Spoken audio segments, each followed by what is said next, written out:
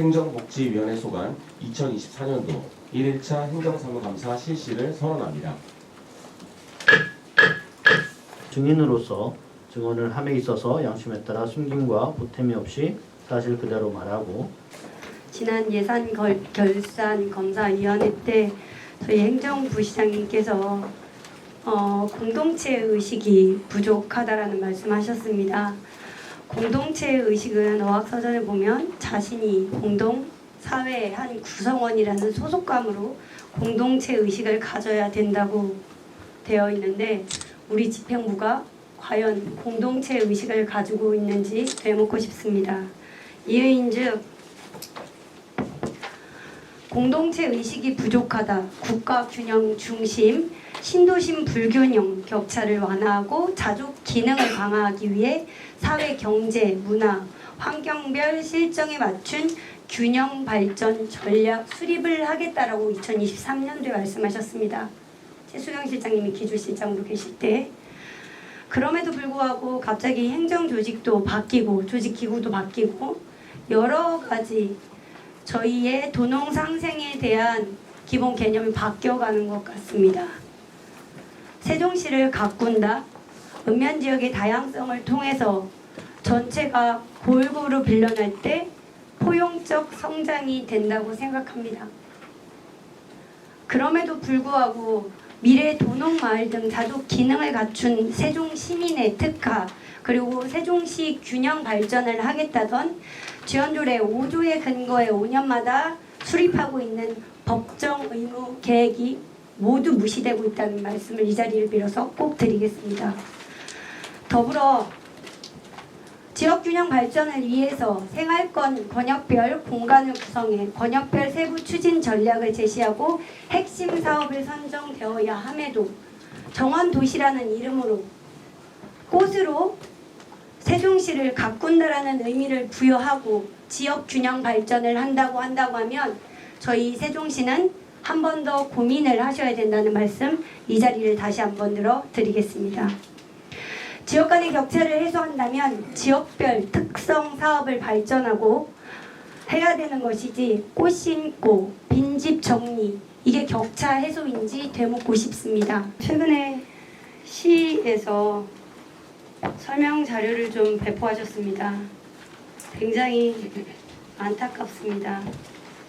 우리 시정이 시의회와 함께 시민들을 대표해서 정말 재정 민주주의로 재정 투명성을 좀 실현하고 재정 안정화를 위하자고 하는 것인지 내 잘못인지 네 잘못인지만 따지자는 건지 굉장히 한심스러울 정도까지 생각이 듭니다. 제가 지금부터 몇 가지 말씀드리겠습니다. 우리 아마 이 과정 속에서 긴급 현안 질문할 때 대협력관 그리고 예산 담당관님께서 오셔서 저랑 조율을 하고 가셨을 겁니다.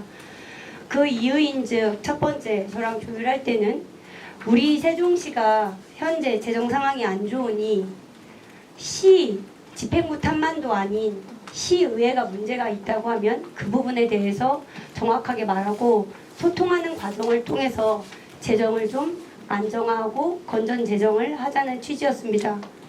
우리 담당관님 맞죠? 네, 맞습니다. 네.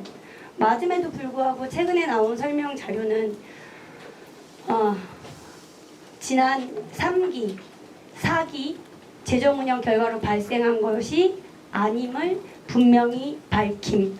긴급 현안 질의와는 아주 상관없는 내용입니다. 이런 자료를 배포한다는 시의 수준이 의심스럽습니다. 그래서 정확하게 다시 짚고 가겠습니다. 우선은 206억 원이라는 부분에 대해서 세종시를 우롱했다는 부분들은 세종 시민들에게 예산안 전면 공개 필요성이 있었음에도 불구하고 공개하지 않았고 이익이 되는 부분만 공개하셨고 나머지 부분에 대해서는 하지 않았기 때문에 말씀을 드렸던 겁니다. 저희 페널티 부분에 대해서 보시면 2월 불용의 부분이 크고요. 그리고 명시이월 부분도 있습니다. 저희 여러 가지 법을 위반하셨습니다. 8가지 법을 대표적으로 위반하셨는데요. 지방자치단체 보조금 관리에 관한 법률 제27조 위반하셨습니다. 맞죠? 의원님, 그 위반했다기보다는 좀 더 행정력이 미치지 못했다, 이행을 못했다 그쪽으로 좀 이해해 주시면 고맙겠습니다. 조례나 법률을 지키지 않았었을 땐 위반한 거 맞죠? 네, 결론적으로는 맞습니다. 네. 법령과 조례에 의해서 작성하지 않았거나 위반됐으면 위반된 거 맞잖아요. 네, 이행을 못했다 그렇게 네, 이해를 이행을 못 해주셨으면 위반하신 거 맞죠? 지방재정법 제5조 및 지방회계법 제15조, 제16조 예산의 성과 보고서가 정확하게 작성되어야 함에도 작성되지 않았습니다. 관련 법령 보시면 아시겠지만 지방재정법, 지방회계법에 의해서 성과 보고는 작성이 되어야 되는데 이것도 위배되신 거 맞죠? 이행하지 못했습니다. 네, 위배되신 거 맞습니다. 자, 예산의 성과 계획서 성과 지표는 시민들이 체감하는 것과 관련이 있다는 말씀 들었습니다. 자, 지방자치단체 기금관리기본법 제8조의 2 성인지 기금 관련 미작성하셔서 위반하신 거 맞죠? 네, 이행하지 못했습니다. 네, 위반하셨습니다. 지방재정법 제9조의 2 회금, 기금간 여유 재원의 예수 예탁에 대한 근거 법령이 있습니다. 9조 2에 회계, 기금간 여유 재원의 예수 예탁 부분에 대해서 위반하신 거 맞죠? 네, 착오로 인해서 이행하지 못했습니다. 네, 위반하셨습니다. 지방재정법 제34조 예상 총계주의 원칙에 의해서 초과세입 부분에 대한 부분도 위반하셨습니다.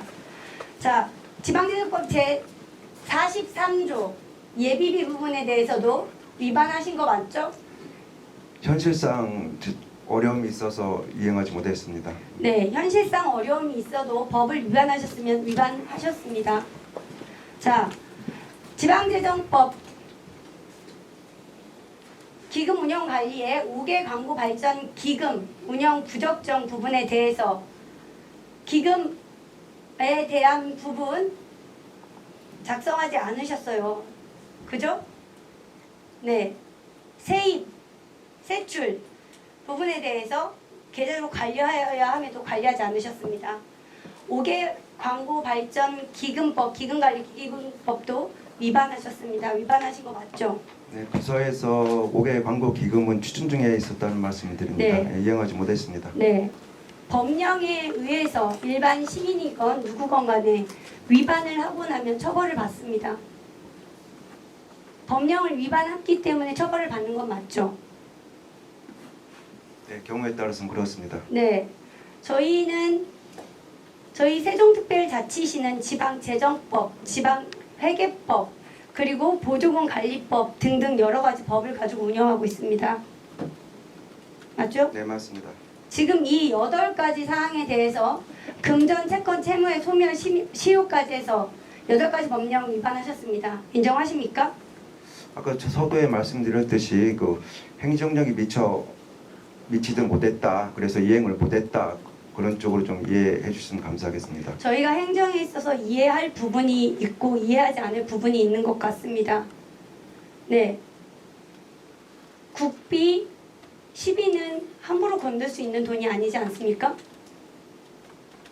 저희 12 재정 운영은 시민들이 낸 세금으로 운영이 되고 국민들이 낸 세금 중에서 일부를 받아서 운영이 되고 있습니다. 그럼에도 불구하고 지금도 행정력이 미비로 인해서 했다는 것은 우리 세종특별자치시는 아직도 이 부분에 대해서 정확하게 잘못에 대한 것들을 시인하지 않고 개선할 것들이 보이지 않는다고 생각하는데 우리 예산담당관님 어떻게 생각하실까요? 위원님의 그 지적 사항에 대해서 8개 법에 대한 그 업무 추진에 대해서는 저도 적극적으로 공감을 하고 또 행정부시장님께서도 적극 개선하겠다 이렇게 말씀을 주셨습니다. 이 또한 각 부서에서 또 실행에 지금 옮기고 있는 중입니다. 그래서 그 지적 사항에 대해서는 앞으로 적극 개선해 나가도록 하겠습니다. 네, 담당관님. 네.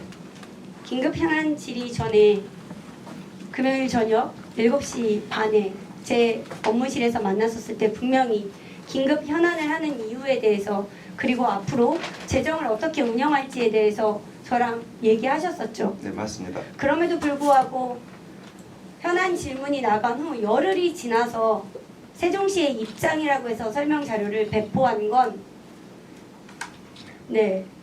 회피를 하기 위할 뿐이지 개선을 하기 위해서 한 건 저는 아니라고 생각합니다.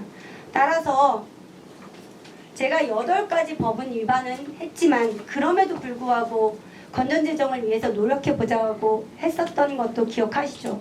네, 그렇습니다. 하지만 위배된 사항에 대해서 처리 요청합니다.